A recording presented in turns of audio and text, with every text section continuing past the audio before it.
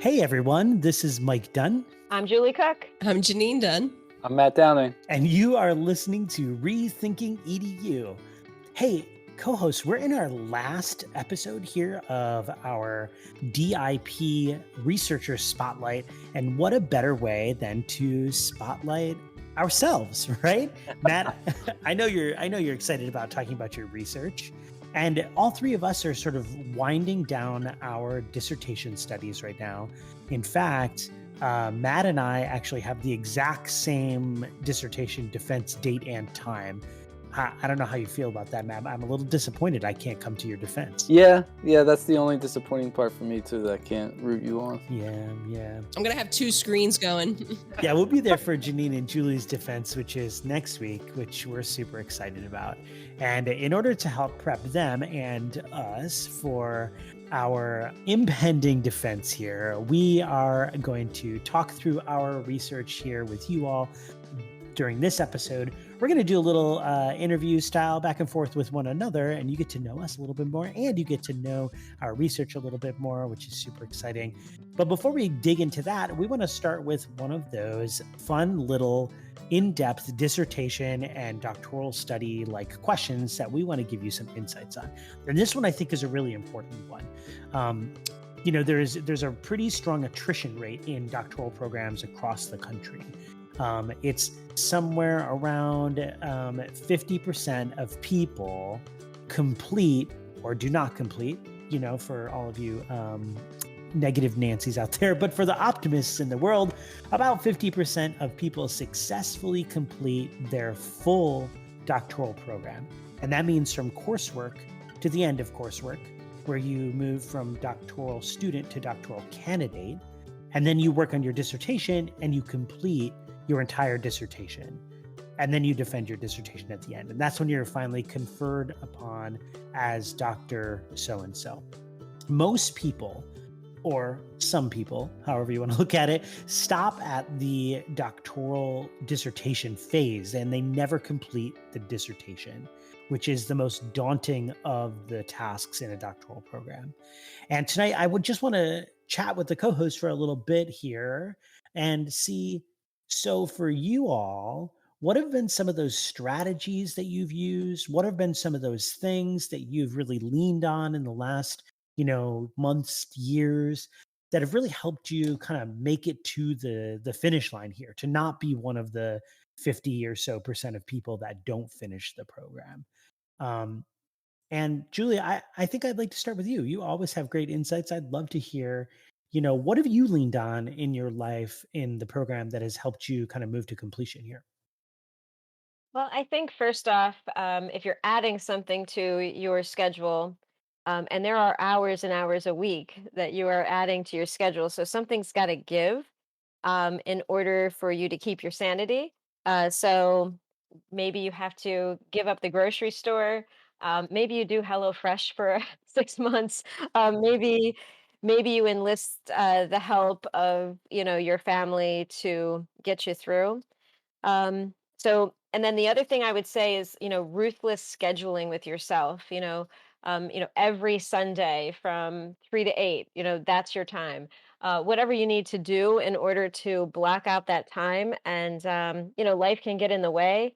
That's what I would say is ruthless scheduling. I guess one more thing I would say is to choose your dissertation chair very, very carefully, making sure that their way of going about things meshes with yours. And so those are the things that come to mind. And just to build on that a little bit, I think not being afraid to make a request to change your dissertation chair if you think that is the possible best move for you. Matt, I know that you switched your dissertation chair kind of late into the game. How did that process go? Did you feel okay about that? Were you nervous? And how do you think that impacted your path to the finish line here? Yeah, I think it's critical, right, with the chair. Now, I did switch my chair, but it wasn't by choice. Our chair, Mike, we had the same one, I believe. Our chair became dean or something. So she couldn't take on the chair role.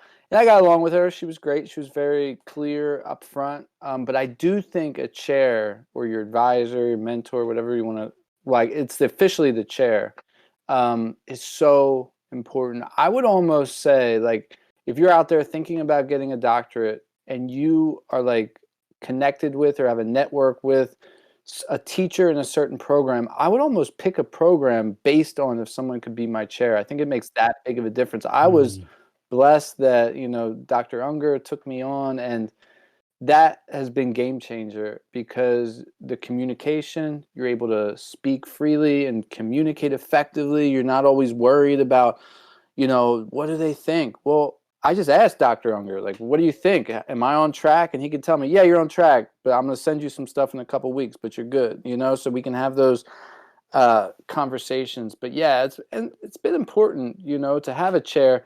But if you don't have a chair that you're like look up to or look up as a mentor or something like that, that's okay too.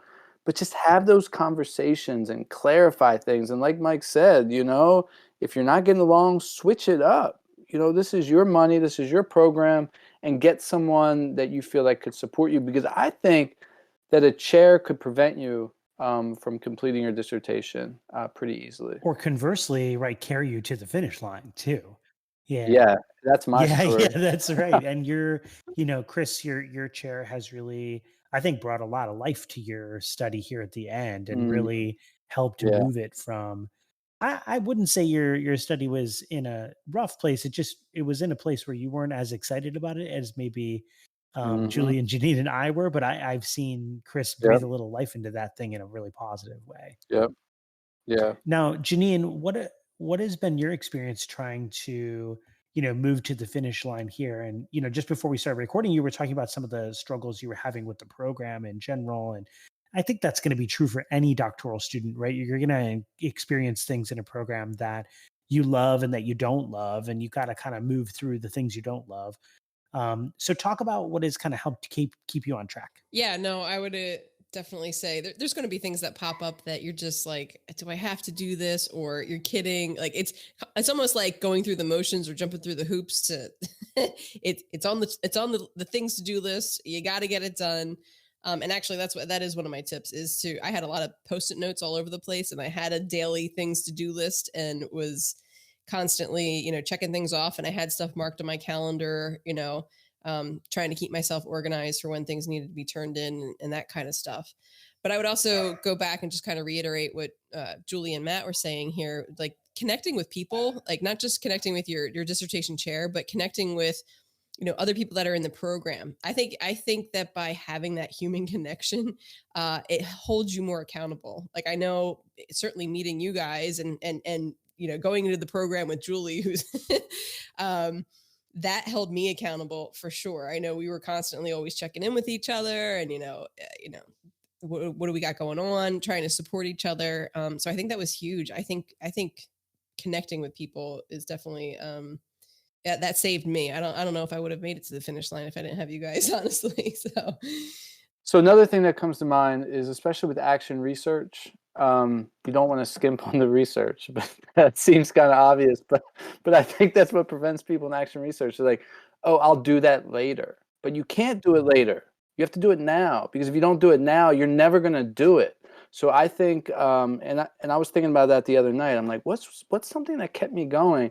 Well, I put a lot of effort and a lot of energy in the actual action research. Some of my other pieces, you could say, were struggling, but I think my research was really solid, and that's what kept me going. But I think, and I don't know, I could be wrong, but I think some people that aren't finishing, especially with an action research, they're like, oh, I'll just do a study to get by, or I'll just do just enough. Well, that just enough isn't going to cut it, because you need data, you need this, you need that. You're not going to have anything to form your codes, or your dissertation chair isn't going to accept it. It's not going to move past that. So it's just another thing that I think is really important. Yeah, I think you have to balance that too, Matt, right? Because as we lovingly say on this podcast, and as many people in the field of academia will say, a good dissertation, or perhaps the best dissertation, is a Dunn dissertation. And you kind of have to balance your rigor of research, the way you approach literature, your data collection, with keeping pace Like you have to move Mhm. forward too, right? And I Yeah. think that's sort of what you're saying here is that, like, especially in action research, you got to get to doing the doing in addition to Mhm. just talking about and reading about the doing. Well, thanks, co-host. That was a lovely little segment there. I appreciated that. We're going to dive into our short little interviews with each other now. I'm going to pass the mic over to Jeannine in a quick second. And we hope that you love the research that we're going to talk about tonight. So, Jeannine, have at it. All right, great. Well, I'm going to be kicking it off with Matt here.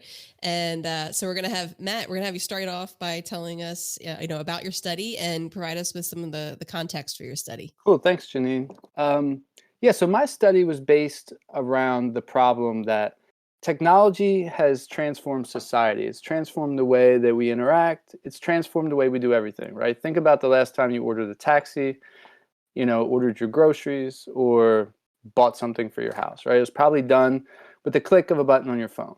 And it's transformed society. We can't deny that. But oftentimes when we walk into schools, we experience the opposite. It's almost like we're going back in time instead of going to the future or progressing with the way society interacts with technology. And I feel like that's to the detriment of students. That's to the detriment of learning. We're not leveraging technology in a transformative way. And so I wanted to look at that, right? I wanted to look at how can virtual professional development sessions support teachers in effective use of technology for teaching and learning in their classrooms, right? That's a lot of jibber jabber, but what I'm trying to get at with that is I want to look at learning as the door, okay? And we want to move that door. And so we're going to use hinges. And we're going to look at professional development as the hinge to move that door. And that door is going to move along with technology. And technology is going to be able to make that door, that learning, transformative. And that's really what I wanted to look at with the problem and with my research. And I did this research within traditional public school to diverse urban public school district right outside of Philadelphia. And I zeroed in on middle school.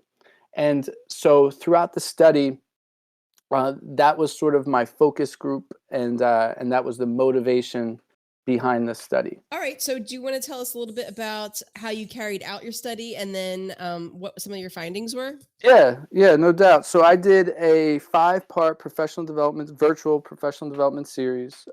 So volunteer participants, right? They came and we did it after school. And each session we focused on one idea, could be audio, could be video, we focused less on tools like, we're going to learn this, and more on, okay, how are we going to use audio in the classroom in transformative ways? So again, we're leveraging technology through professional development. And that was really interesting, and it seemed really powerful because, one, it was voluntary. The other thing is it was a cohort. So we did this together through 5 weeks. It was concise, so it was 45 minutes. It wasn't hour and a half, it wasn't 2-3 hours. 45 minutes. Let's get in, get out. And then through that, I really came to understand that the virtual environment has unique aspects that we can leverage that's obviously different than physical. But a lot of times we look at virtual as negative. Oh, I got Zoom fatigue, and those things are real. But there's some positives, and we can orchestrate those virtual environments to bring about transformative change. Like, for example, we can keep them concise. We can keep them flexible. We could have a lot of people on there because it's not, deemed by physical space. We can have them at interesting times of the day because we don't have to travel to and from. We can also ask questions in interesting ways to get people to participate. And then I brought in Jeannine, Julie, and Mike, came to the last session of the professional development, and we guided a design studio. One of the focuses of that was I wanted to bring to the forefront the idea of action. So how does a design studio fit with technology? Well, it kind of does and it kind of doesn't. So it's not about technology. It's about leveraging things in a way that brings about transformative change. And I'm using technology a lot of times as a medium. And so people came with an issue they wanted to solve, and we helped them through protocols leave with action steps. And then they took those action steps and went into their classroom and actually did something.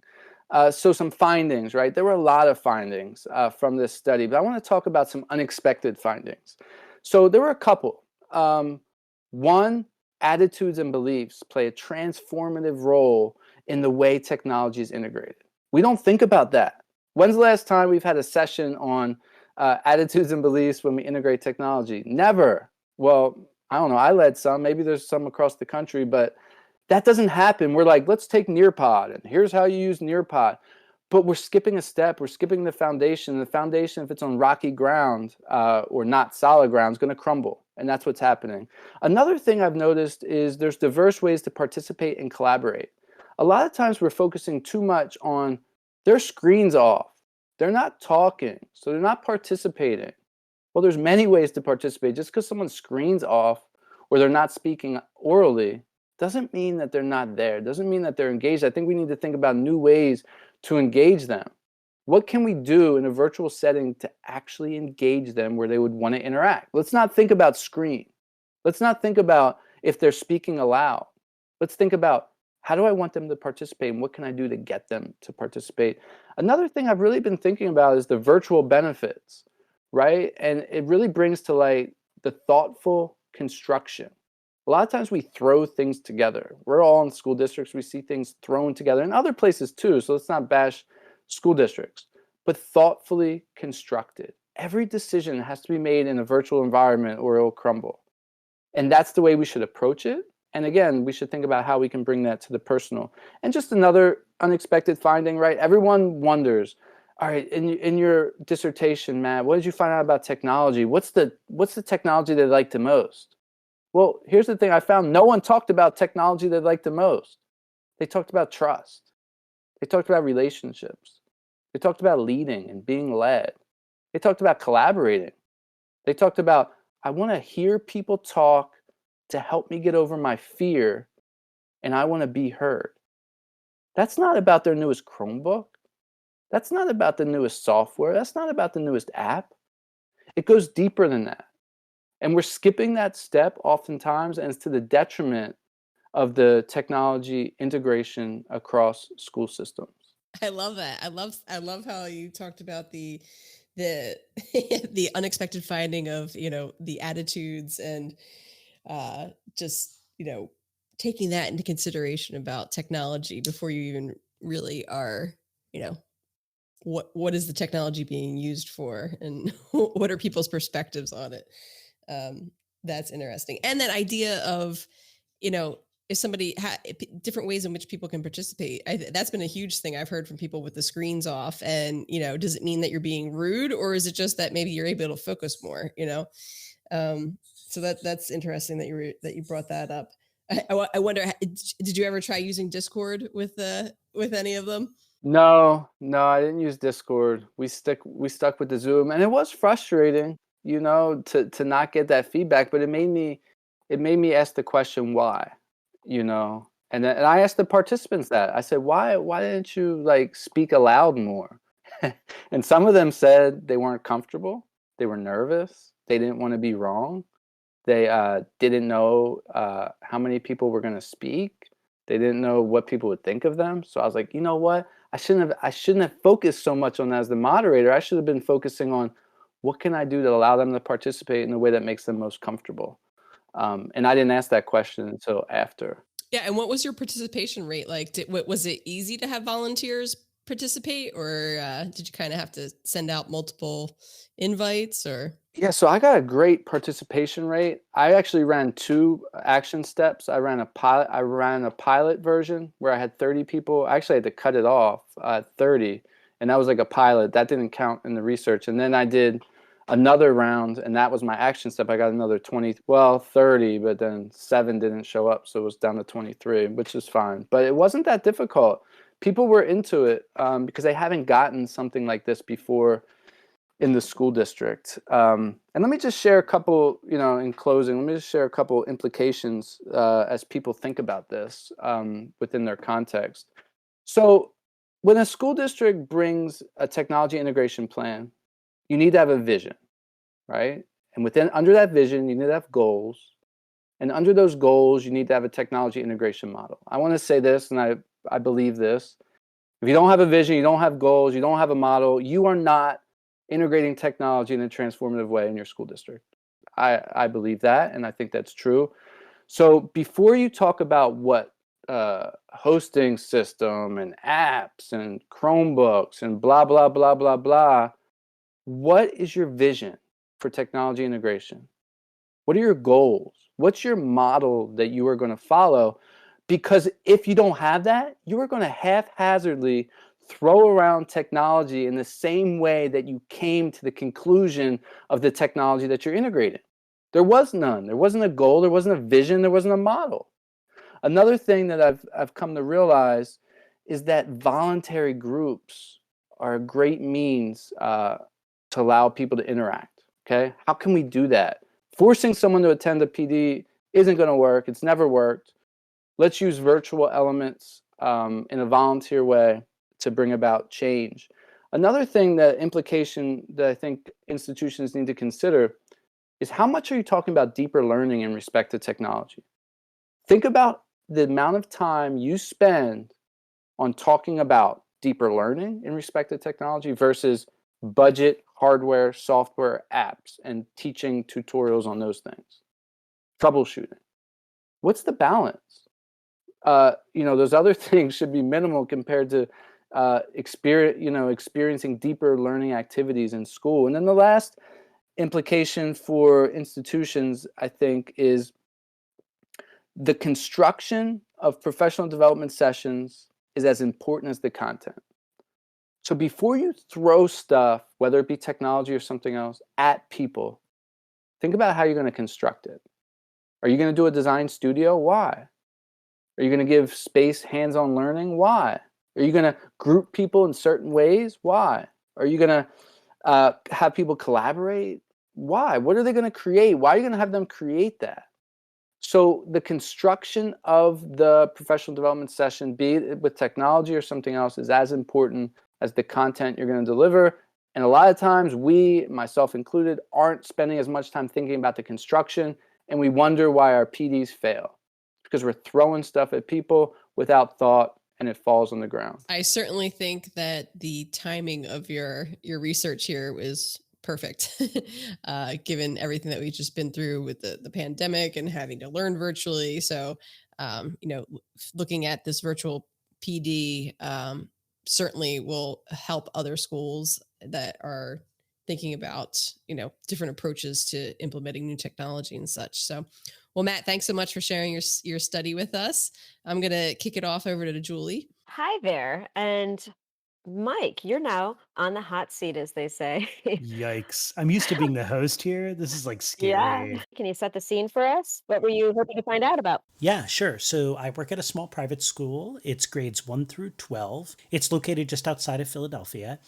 We serve students who have language-based learning disabilities. So common diagnoses of students who attend our school are things like dyslexia or dysgraphia or dyscalculia.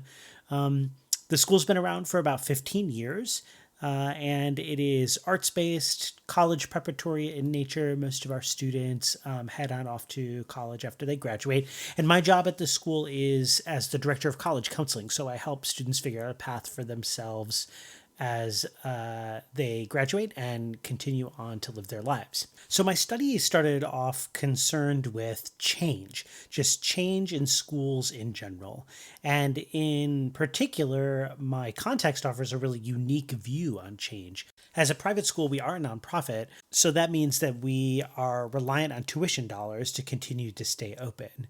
But we also have this dual mission as an institution to try to serve the greater student population of the world that learn differently. And so there is this need of the school to continue to grow to serve its students. We've grown about 1,500% in our 15 years. So we started with 24 students and we're now at 385 students. And that context is sort of where I came in and am experiencing this place for over a decade and am thinking, wow, there's lots of change that happens here. Some of it is sort of tumultuous and some of it is really positive, but change at other schools, change at schools across the country does not happen so much as it happens at this little place. And this is the heart of the issue that I was trying to look at with my study. And in fact, a funny quick aside to this is when I applied to the Northeastern program, I wrote my application essay about how I think schools need to change to better serve students in the 21st century. I didn't know if I was going to be able to study that phenomena through this program, but I found a way to do that in my school, and it's been pretty interesting along the way. I'll just mention one more thing about the context is that we're a unique school. Most traditional public schools across the country have this deep, rich history of hundreds of years of school experience. That means people who are attending the school are building their experience on those who attended it previously, aka their parents, right? And their parents are building the idea of what school should be based on their own experience and the experience of potentially their parents. And that sort of collective consciousness, or in my study I call it collective memory, that we've built about school has informed our expectations of school. And that, outside of my context, is a really important phenomenon to keep in mind as we look at the context that I'm acting in. Does that paint a pretty good picture for you, Julie? It sure does. So I'm wondering about, the problem of practice. How did you define the current practices at your school? And then how did you set about trying to understand what was currently happening and which direction your participants in the study, which way did they want to go? How did this study come about? Yeah. So I decided in my study kind of early on to look at individual actors within the school because systemic change was going to be a little hard to examine in a really small, really young school. So I was looking at these individual actors that were acting as change agents within our school, and I was curious, as these people were constructing new programs, as they were bringing about opportunities for students, as they were designing new systems, what kinds of experiences were they having? And the first part of my study, the cycle one data collection, focused on just general experiences of change agents at our school over however many years they had been participants in the school's community, whether that was as a parent, as a student, as a board member, as a faculty member. And my problem that I was really trying to tackle was, so these change agents, they're doing this work within the school, they're doing these things, but yet not all of the change is sticking around. Some of it stays, some of it goes. And some opportunities stay, some opportunities go. And I'm wondering why, like what's going on here? What is happening that is causing these change agents to kind of struggle through the implementation of their new initiatives? And I discovered, at least my hypothesis was that they were lacking a little bit of experience leading change. And they were bumping into this sort of unique school culture. And then the kind of byproduct of that was that students within the school were actually just missing out on really interesting, cool new opportunities because these change agents were sort of struggling to make things happen within the school. Wow. I guess I've thought about systemic change. A lot of us have been talking and using that language. Why don't schools change? And even Matt just alluded to, why are we stuck? Um, Hmm. but it's interesting to take it, an individual at a time and wonder about that. How do people affect change? How do we change individually? So that's pretty fascinating, and could be transformative as well in a school setting. So, For sure. what about? So, how did you seek to tackle the problem? Yeah. So, as I mentioned a bit ago, my first data collection was all just about experiences that people were having with change and kind of how that impacted their understandings of change, their views of the school's dealings with change, and what kind of structures existed in the school that either inhibited or facilitated change. And so from that data collection, I learned a lot about the school's members and how they valued teams, how they valued new things happening at the school, how they valued new things happening at the school, and how they valued continuity within their practices and their classrooms and the school's culture. So that was like one element of the study, was just about learning from individuals in the school and engaging with these individuals in these conversations about their experiences. And it was super powerful to be able to do that. From there, I kind of shifted gears and said, okay, like these are the things that people have stated that they see as significant issues. Let's try to work with an actual group of change agents that are doing things in the school and trying to make new things happen. Let's work with them and figure out like how can we just get in the weeds together and move our way forward and start to kind of tease out what are some of the experiences they're having, what are some of the challenges they're running into, what are some of the competencies that are necessary for them to move their change forward. And so my action step of this study engaged 5 individuals in the school in a program that we call Leadership for the Future. Leadership for the Future is a community of practice that meets throughout the academic year. I'm one of the facilitators of the Leadership for the Future cohort. People apply into Leadership for the Future program. And for short, instead of me just saying that all the time, I'm going to call it LFF. People apply into the LFF program with a project and an idea to act as a change agent in some way in the school. They say, I want to do this. Can you provide for me the community of practice to support my activity in this area? They don't get any extra money. They don't get any extra time. Instead, they just dedicate themselves to this group throughout the course of the year. And the group meets roughly every other month for about 2 hours. And we have conversations about how is your activity going as a change agent? And then we also examine literature around competencies that change agents identify within the cohort as being important for them to want to work on. So, for example, this year's change agent group identified making decisions with a diversity, equity, and inclusion lens as an important competency that we wanted to work on. So we read some things, listened to some podcasts, watched some videos about that concept, and then people went out and did work on their project for about 2 months, and then we all came back together and said, how did that go? And we reflected and we kind of learned and grew together as a group. And so we engaged together as a change agent cohort over, I would say, roughly 6 months or so of time. And I just collected data along the way. You know, I kept a field journal. I did some interviews. We did a couple of like reflection opportunities, and it was really great. You know, the people who participated at the change agent level really enjoyed their participation in the study. I also hosted 3 focus groups just to get some perspective on what things people have valued in terms of change in the AIM community.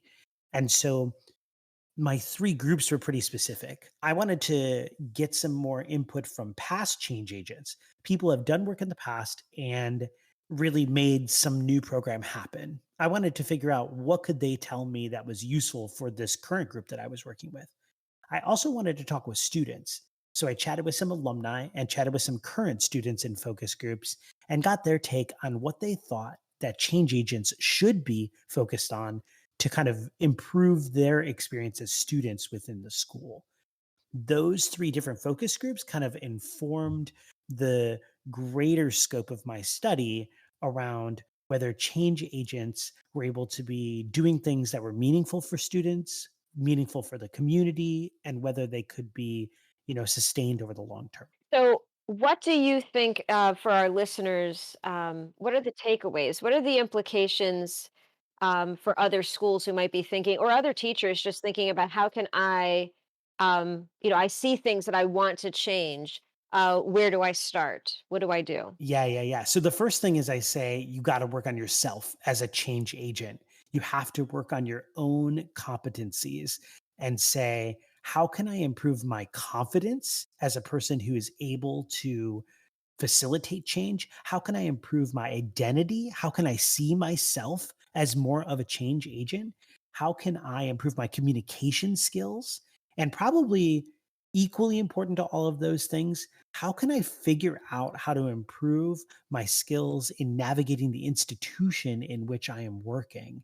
That was a really big finding from the study, is that change agents needed to be aware of the institution of school in which they were acting, and that institution fundamentally had an impact on their activity. Oh, I was just wondering, is there anything that you've been thinking about for schools to consider? So, if there's something to consider for the teacher or the individual, whoever that would be in a school setting, what about the institution? What kinds of things can they put in place to facilitate, to nurture this kind of change agentry? So first is the school can help develop ongoing communities of practice, like the LFF cohort.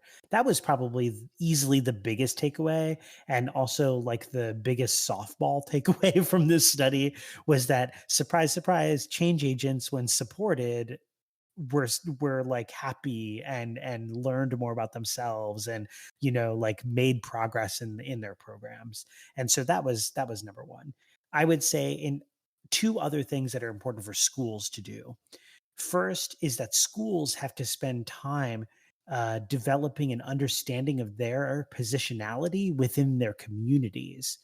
So, what was interesting about our school is that we're a private school, and a lot of people think that private schools can just sort of do whatever it is that they want to do.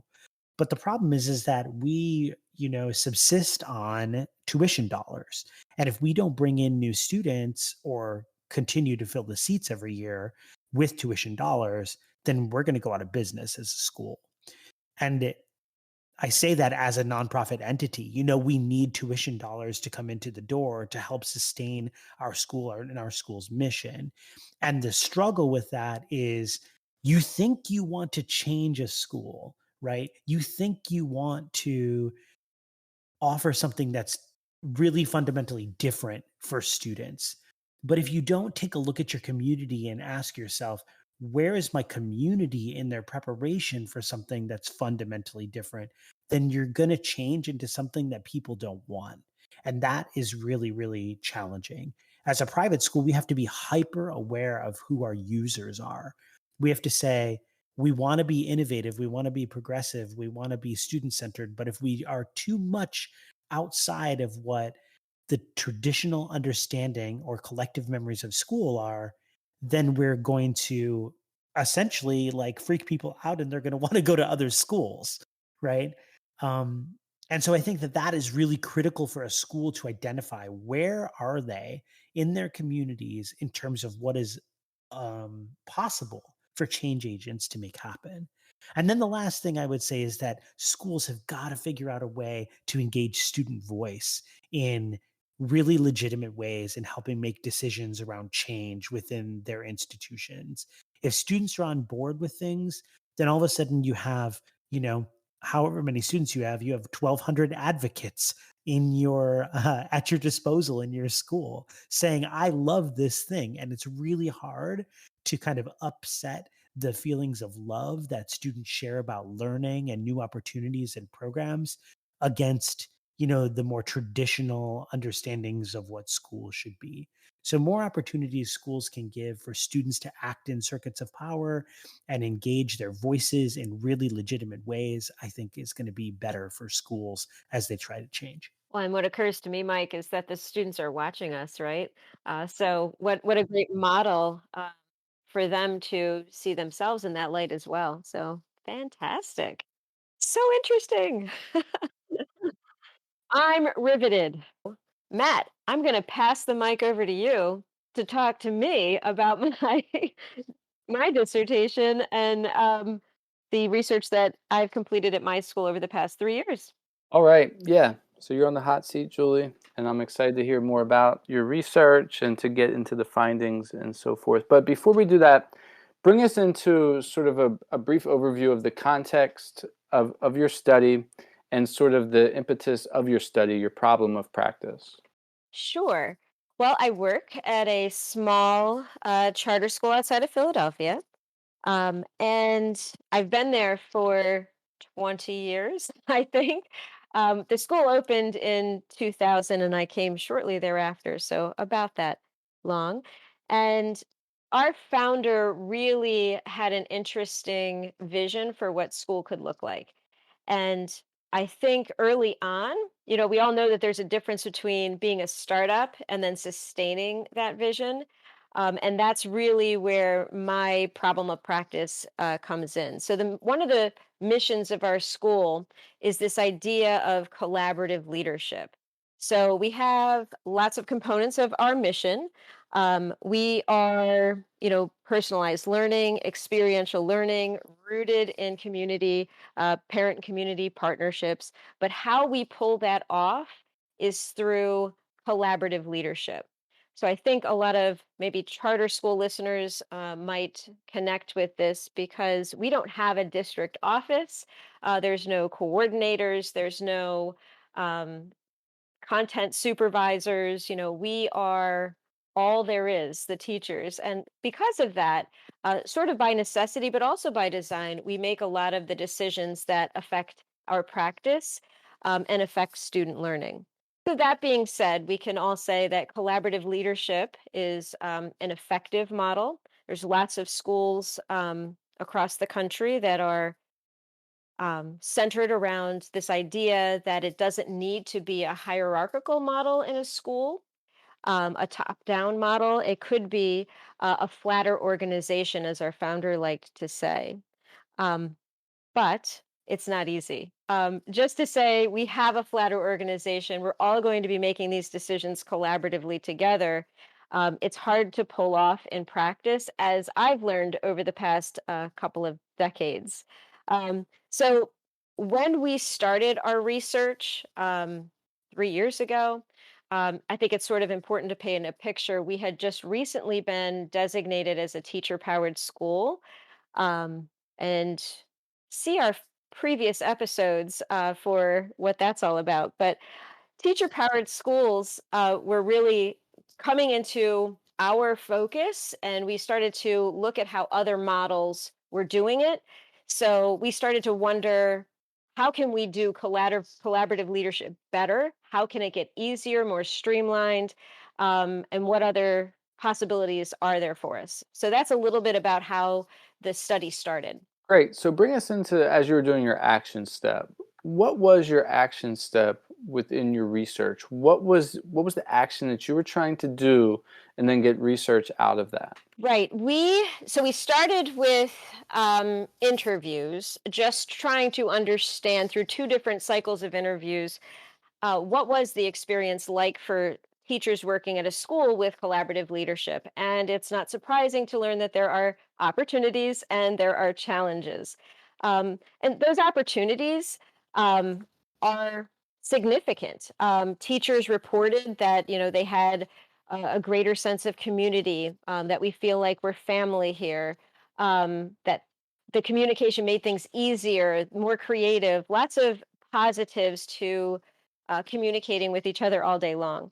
The challenges were also significant, however, and that's also not surprising, I think, for people to understand. Anybody who's tried to work in a group, individual personalities come into play, trying to come to consensus. Should we have to come to consensus on everything? What kinds of things are your decisions? What kinds of things are our decisions? All of that comes into play. So when I interviewed the teachers throughout the building and the administrators throughout the building, we really looked at what was the working experience of teachers like. What kinds of things do they recommend that we focus on to improve their working experience? And then we really looked at the two biggest areas. Of course, in the middle of a pandemic, we were working on collaboration. We had to sort of change the way we were going to approach our action step. But what we came up with was to focus on the two big areas that we saw that teachers identified to improve their experience in this model, in this governance model. So I ended up tracking the experiences of two design teams, we called them. The first team worked to create experiences for all teachers, intended to improve the personal interactions between teachers and build the personal capacity for participation and teaming. And then the second design team worked to document and improve collaborative decision making processes, because that's really what people were talking about. Exactly half of my participants, that's really what they wanted to focus on, is the interpersonal communication, trying to get better personally at interacting with the team members on a day-to-day basis. And then the second team really wanted to streamline the processes so that we weren't taking so long. It's messy, it's a disorganized process, it's informal, we said. And people wanted to actually formalize some of the protocols and processes that we had in place.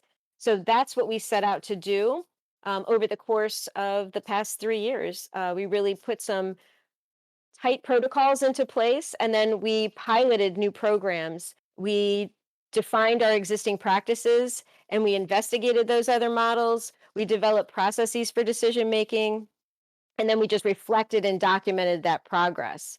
One significant thing that we did for the interpersonal interactions between team members, we actually had embedded coaches that tracked their team's experiences. They curated some resources for them to use in order to work with their teams. And then they worked together to come up with a process for how they might do this in the future. So that, I think, was significant, that they came up with a process, both design teams, and were able to implement it. And then that could actually be implemented in the future, that same process. So thinking about what can we do to get better, and let's move through a process. So that was significant. Yeah, that's really interesting work that you're doing, and it's interesting in a lot of different ways, and it's very important as well.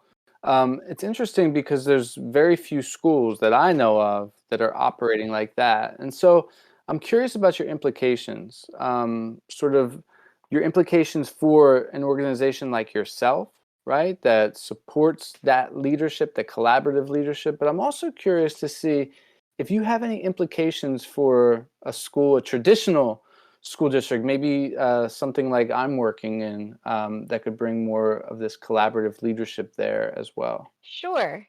Well, I think, as I said, there are other models, and that's one of the takeaways I think I have for people, is to study the outliers. Think about the way school is doesn't have to be the way school is going to be. And you can really look at other models to say, hey, what about the way they're organized can really change my experience working in a school.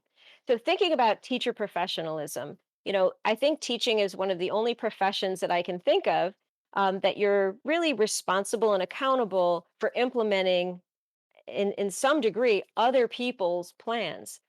So how can we give teachers more agency? How can we give teachers more say, a seat at the table? I think there is a continuum, as I think we've talked about before on this podcast, and there's some schools that have total freedom where teachers can really take some risks, try new things out, work together to just approach school in a whole new way.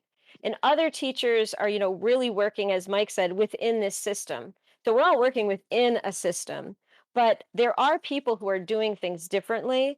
So if we start with this idea that collaborative leadership, more people at the table, at least for input, is effective, how can we take those models and apply some new things to what we're doing already? The other thing I think that is important to consider is collaborative leadership is learned behavior. It's not surprising to think about, but we have to develop capacity in order to participate in something like collaborative leadership. It goes back to what Mike was saying. Not all teachers expect to have a seat at the table.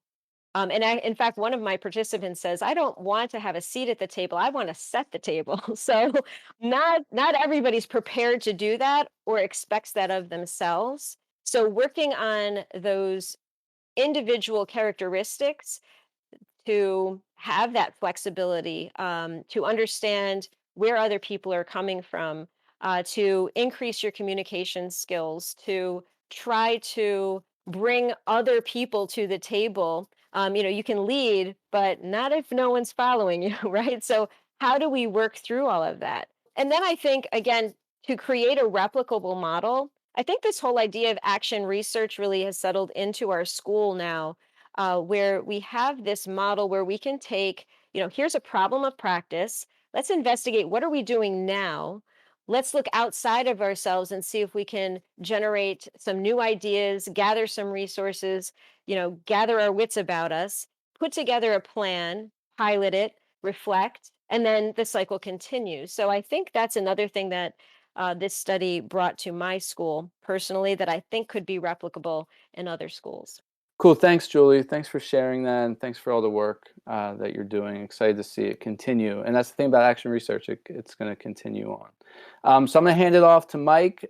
Mike, you got it. Take the baton. Thanks, Matt. I appreciate that. So I'm going to be chatting with Jeannine, our last person here, to talk about their research in our DIP series. Jeannine, you get to bring us all home. So tell us about your context, Jeannine. Yay. I'm so excited to finally be at this point.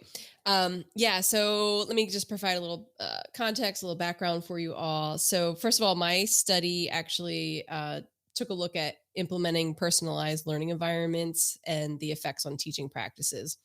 And once I explain my context here, you'll see why I chose to kind of go that route. But so the school that I work at, I've been there for over 16 years. So it definitely was like an insider working with insiders here because of this being an action research sort of project. And the school itself, it is a charter school. It's in the suburbs. And, being a charter school, we have expectations we have to be innovative with our practices. We have to do well. We need to meet state mandates and follow out the mission of our school. And if we don't do those things, we get shut down. So it's all really important that we are continuing to be on a trajectory of growth and that we are constantly reflecting on our practices and, taking a look at setting goals and where do we go next. Right. So the mission of our school really focuses around being able to provide students with hands-on learning experiences within an individualized setting. And that's supported through collaboration between the faculty, the students, the parents, and community members. And I chose to really focus in on that piece of the mission that looks at individualizing for our students. And there was a number of reasons for that, but basically, and when I say individualization, on a side note here real quick, so individualization and personalized learning or individualized learning, I kind of use those terms interchangeably throughout my studies and research here. When I had interviewed a lot of our teachers, they all came to the agreement that basically individualization and personalized learning is the same thing. So if you hear me go back and forth, I just wanted to make note of that real quick. But So anyway, so back to our mission, with individualization being a piece, a real cornerstone of our mission. One of the things that I knew going into this was that it had never been documented. Like, how does individualization actually happen at our school? So that was kind of one driving force of it as well, as far as like our local context. And then really in a larger sense too, back in, I think it was 2016, the Every Student Succeeds Act had come into law, had been passed. And within the wording of the law there was wording that applied to personalized learning. There was a push for personalized learning within the classrooms.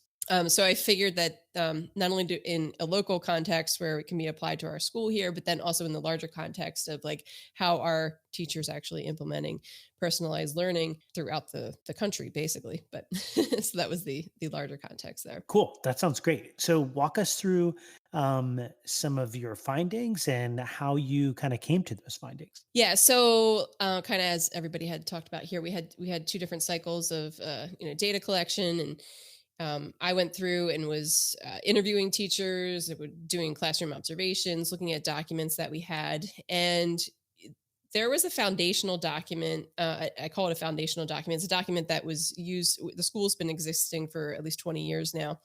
And there was this document that was called an individualized learning plan. And it was being used to get to know students. It was to record their learning preferences, record their goals for the year. It was used to have a conversation with parents and students prior to the start of the school year. And every student in the school has an individualized learning plan.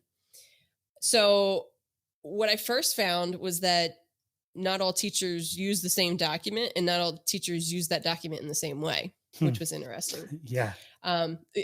Considering that that's like a major piece of our school. So that was one finding. And then as I looked more closely into how individualization was happening within the classrooms, I found that it was happening in a lot of different ways. Now, whether you want to look at that as being a good thing or a bad thing, it was just that it was different. Some teachers really were individualizing to the extreme, I would say, where they were taking the information that they gained during that initial conference with parents and students, and really tweaking their curriculum and their instructional delivery to the individual needs of the students. Other teachers, it wasn't so much. So I feel like one of the findings was that there was basically a continuum of individualization in practice happening within the classrooms.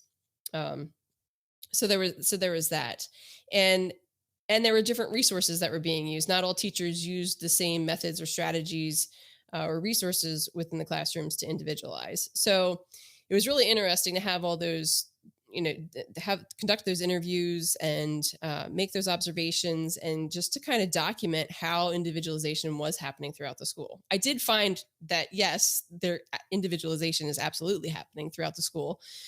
So we could certainly say that we were meeting the mission of the school, but there were different perspectives. The teachers had different ideas for what it means to personalize learning, and how to go about doing that. So that kind of those findings led to my action steps, which was basically to find out what the teachers really needed. This was in the middle of the pandemic, and we were heading into virtual learning, and it was like, well, how are we going to individualize for students virtually? And now our instruction has changed completely. What are we going to do?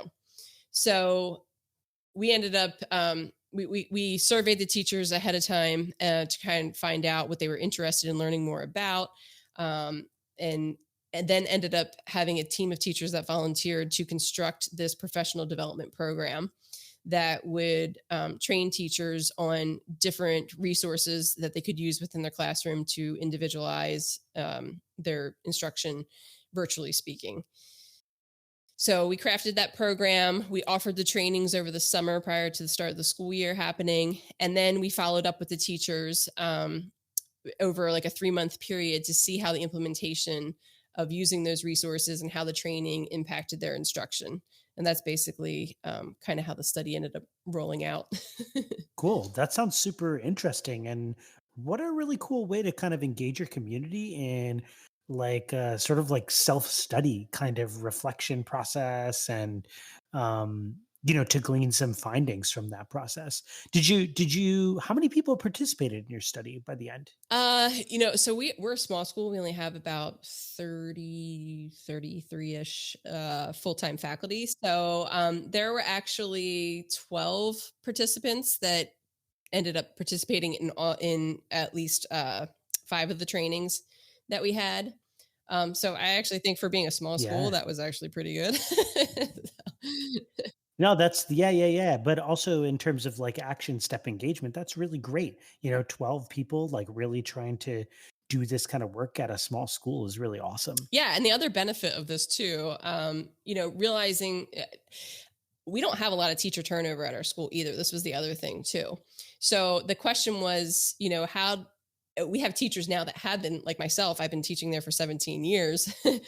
At some point, they are going to move on and be replaced. And how do we pass on that knowledge? Like, how do we pass on what we do for meeting the mission of the school?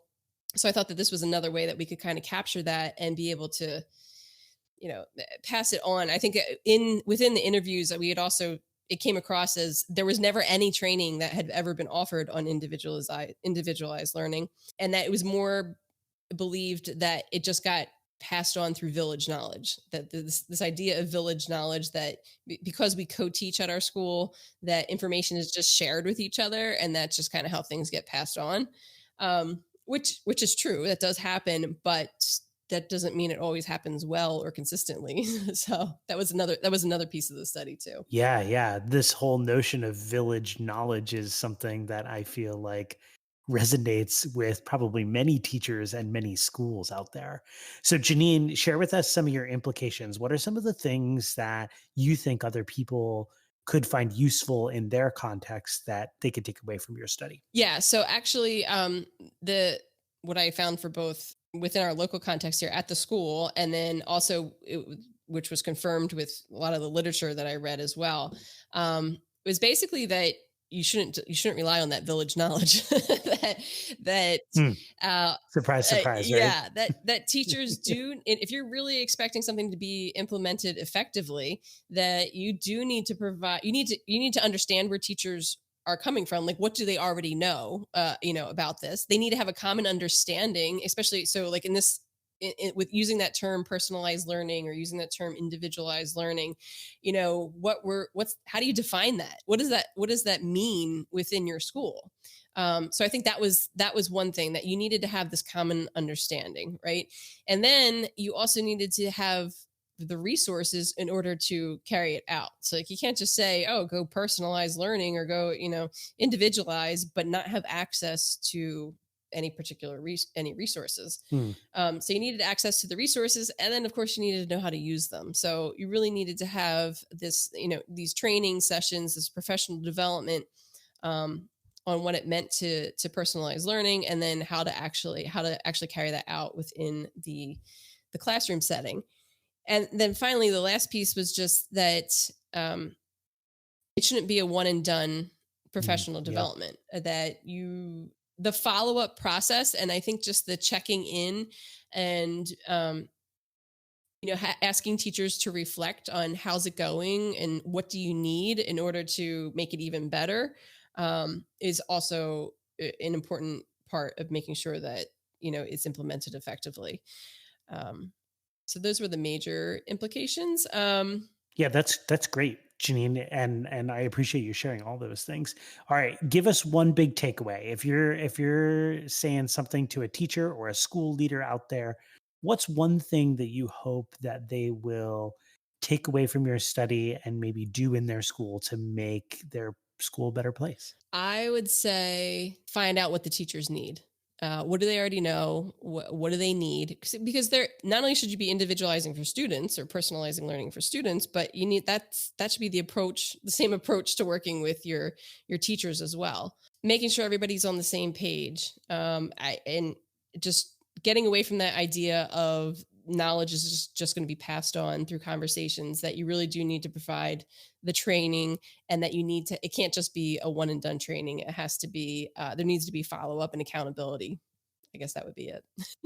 Yeah, I love that. And I think that it lends to your last finding, which was, if you take time to do it over time to figure out what teachers really want, then you're really sort of immersing yourself in understanding who teachers are, what they really need, and all of these things are going to improve the culture of your school, right? Going to improve the way that teachers feel bonded to your school, are going to, just improve so many other kind of like more soft skills aspects of schools that I think can't be understated. Did I say that right? No, can't be overstated. Can't be overstated. Well, Jeannine, thanks so much for sharing. I really appreciate this. Hey everyone, this is Mike. Thank you so much, as usual, for listening to this episode of Rethinking EDU.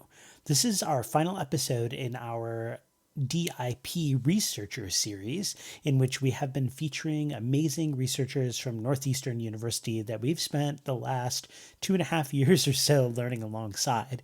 This episode features the culmination of our exploration of our own research in our own contexts. And, we don't talk a lot about our own contexts on this podcast. We're often just inviting others to get on here and talk about what amazing things that they're doing. So we hope that this gives you a little insight into our worlds and a little insight into the things that we value, the things that we're exploring, and the things that keep us up at night. So I hope you enjoy our final few reflections here. Of course, we're going to keep our podcast conversation going. We've got an awesome lineup coming up of more people that are doing amazing things in education. You can continue to support our podcast on patreon.com/rethinkingedu at the $1 a month level. If you don't think $1 matters, trust me, it does. And be sure to check out this awesome podcast called Diving Deep EDU with our very own Matt Downing. Thanks. A quick interruption to let you know about another great podcast. Curious conversations with all types of peeps. Encouraging innovation, we are diving deep. Certainly education is what we like to speak. Fervent with dedication, now it is time to teach. Diving Deep EDU. Thought-provoking conversations.